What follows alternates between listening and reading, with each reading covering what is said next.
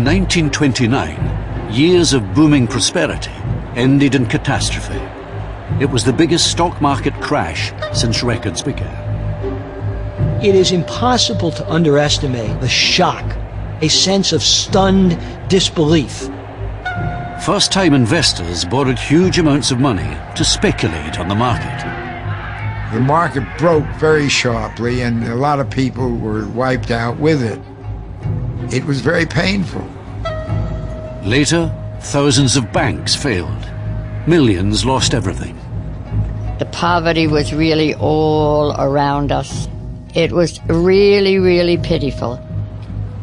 The crash was followed by a depression that spread across the world, lasted for a decade, and was a prelude to war. This is the story of a financial disaster that we hoped would never happen again.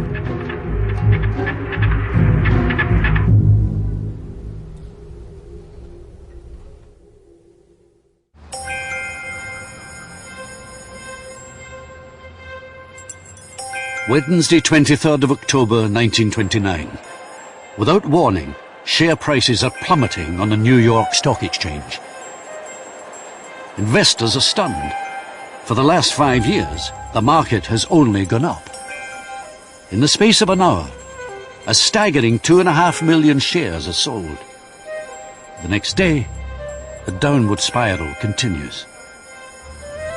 As people came to trade stocks on October 24th, there was a sense that maybe something had changed, that there was something different.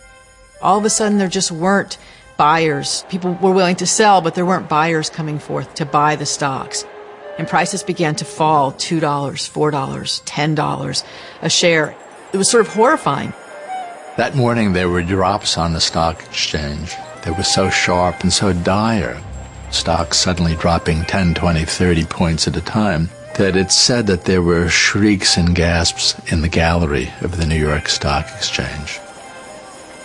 People are stunned by what is happening and terrified. Thousands of people begin to gather outside the stock market. 10,000 people. They fill the streets from Broadway to the East River. People wanted to know what was going on. They went there. These huge crowds gathered around the stock exchange, around the statues and on the stairs, waiting to get any kind of news they could as people came out of the exchange. They could hear voices. They could actually hear the shouting and yelling as people were buying and selling. But they didn't know what was going on, and so they gathered and they stayed there to find out. Few of the thousands waiting in the crowd appreciated the scale of the disaster that was about to unfold. Nor could they imagine that over the next 5 days, a financial catastrophe would sweep away the foundations of America's prosperity. But to understand what brought about the crash, we need to go back a decade, to a time when American confidence grew so high that it seemed the good times would last forever.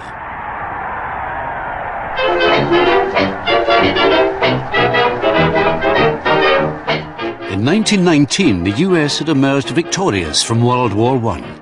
A mood of optimism was in the air.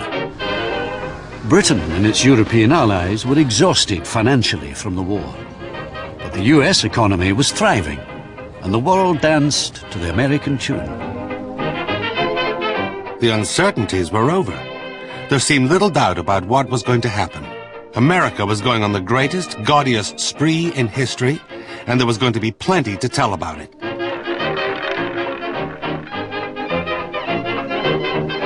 In the 1920s, everyday life was changing.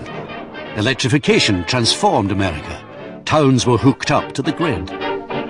New technologies emerged. Airplanes, radios, domestic goods that had started life as luxuries now became necessities. The car industry also boomed as people flocked to buy one of the new Ford or Chrysler automobiles. An era of boundless prosperity seemed to have begun.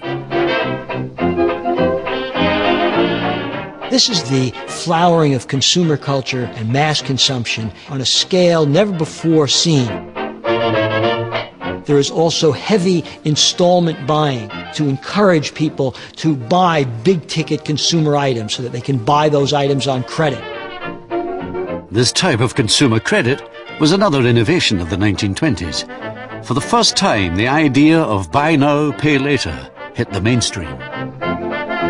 And there's a kind of play culture that develops alongside this consumerism, which says, we believe now in instant gratification. Take care of the now. Don't worry about the future. Live for the moment.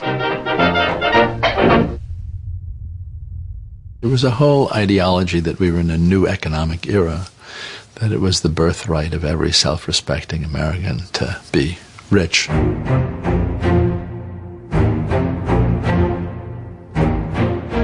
With easy credit and more disposable income, Americans were now looking for new ways to get even richer.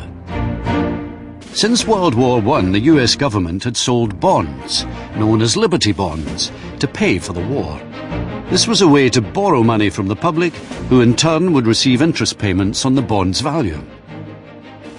Celebrities such as Charlie Chaplin and Douglas Fairbanks had been recruited to promote them at huge rallies.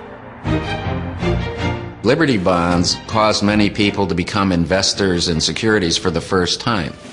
For the first time in their lives, they got interest payments every 6 months, and the security was something they could trade on the market, so they could look in the newspaper and see what the price of my bond